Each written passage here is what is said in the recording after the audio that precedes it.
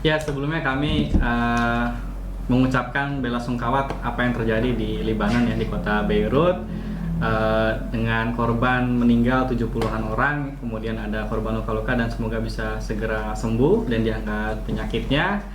Dan kita doakan juga bagaimana keluarga-keluarga yang terdampak juga bisa bersabar dan tabah gitu ya, dan juga bisa mendapatkan juga berharap dengan pemerintah di kota Lebanon juga.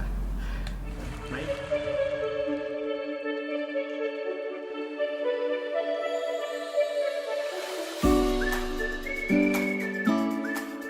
Assalamualaikum warahmatullahi wabarakatuh. Bertemu lagi bersama kami, saya dan Pak Agustin Azulis selaku pakar kimia ya di kampus UI. Nah, sekarang kita akan membahas yang lagi lagi hot banget nih Pak.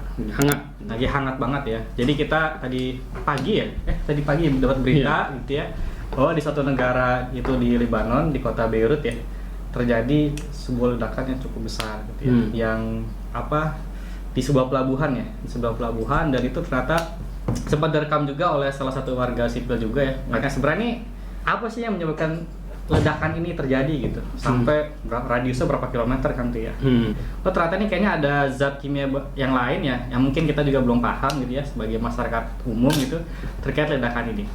Nah, menurut Pak Agustino ini apa sih akhirnya bisa menyebabkan ledakan begitu besar sekali di Lebanon ya? Oke.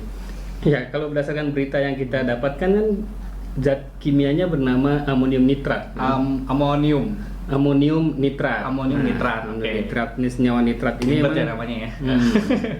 Ya, kalau biasa dengernya enggak juga sih. Ya. Amonium nitrat. Oke. Ini zat yang memang sebenarnya zat ini sangat bermanfaat ya, buat manusia gitu kan. Bahkan penemunya sendiri ya, atau yang menghasilkan suatu reaksi ini pembuatan senyawa nitrat ini sendiri dapat hadiah Nobel tuh. Oh iya Pak. Namanya itu Fritz Haber ya. Oke. Bahkan di Jerman itu terkenal dengan Fritz Haber Institute ya. Itu yang berhasil membuat amoniak ya. Dan amoniak nanti bisa buat amonium nitrat. Ya. Itu untuk apa? Untuk pupuk. Pupuk fertilizer. Buat di bidang pertanian ya Pak ya? Bidang pertanian itu. Jadi karena itulah dia mendapatkan hadiah Nobel.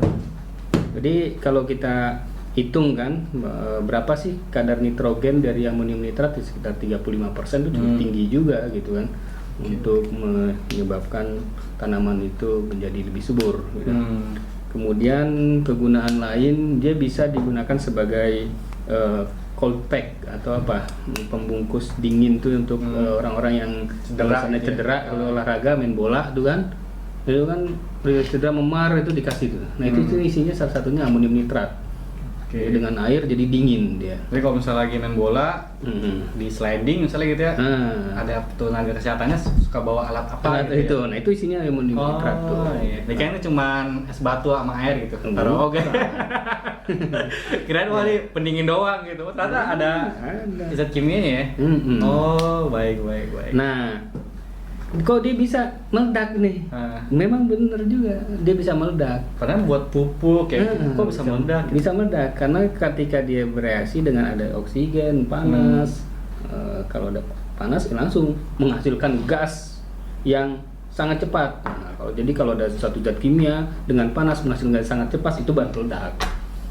Jadi amonium nitrat itu termasuk zat yang demikian. Oleh karena itu ya, kalau ada amonium nitrat jauhin dari api dan dari udara, nanti dia bisa meledak gitu.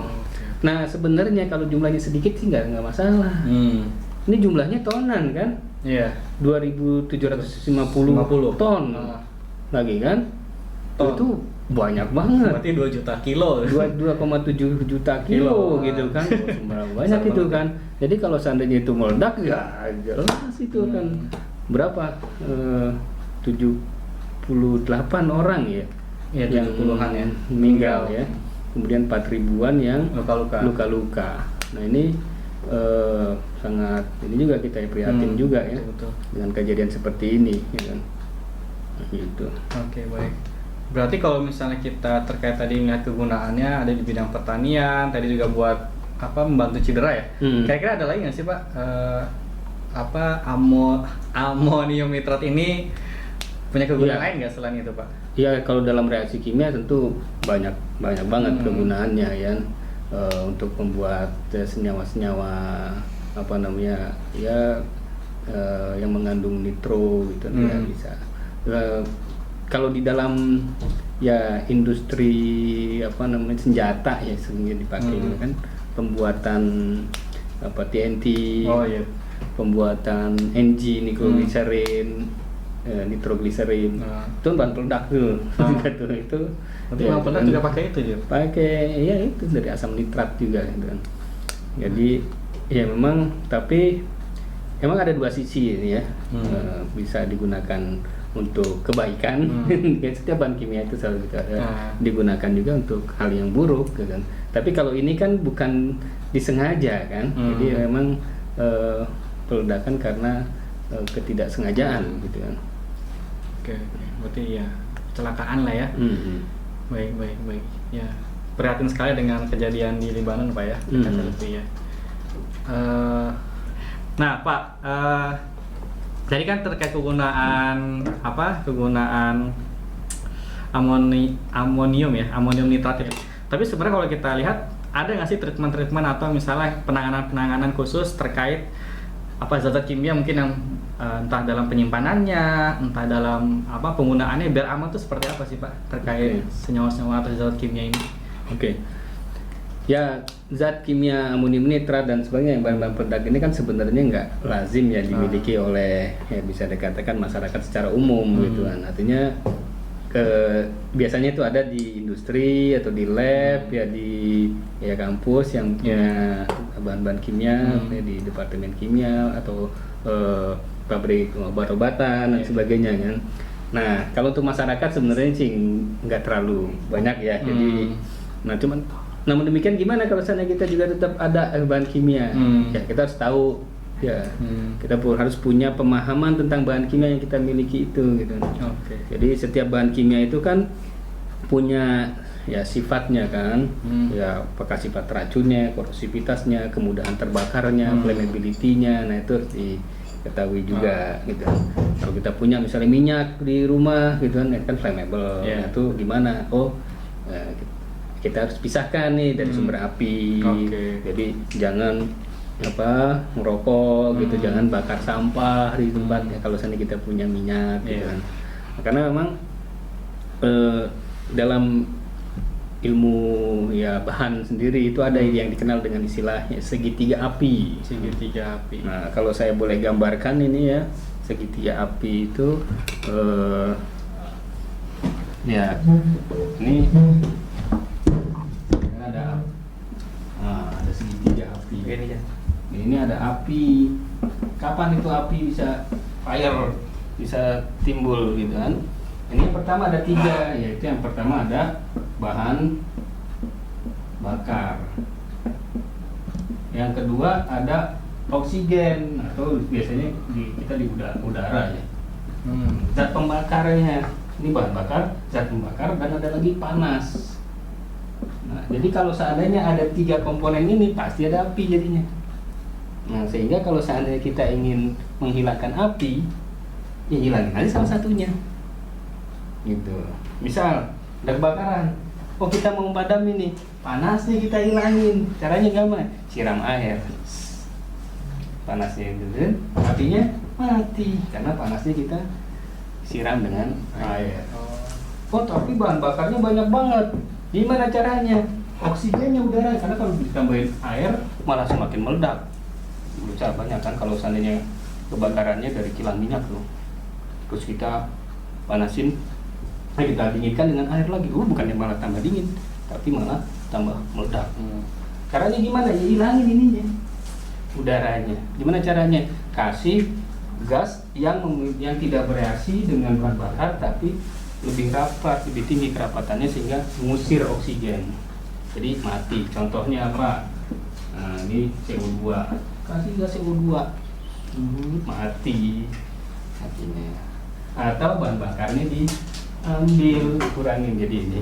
Nah, adapun amonium nitrat. Kenapa amonium nitrat ini? Boleh dibahas kimia nih. Ya. Menjadi bahan bakar karena dia sendiri ya dengan adanya panas tadi kan katanya kasusnya itu ada welding pengelasan di pabrik petasan itu ya. Nah ini kan panas, terus ada udara juga, dan ini juga sumber oksigen juga, ya. Kemudian ada bahan bakarnya juga, ya dia sendiri juga bisa terbakar juga, ada oksigen, ada panas, udah timbullah api. Jumlahnya besar, mungkin meledak besar.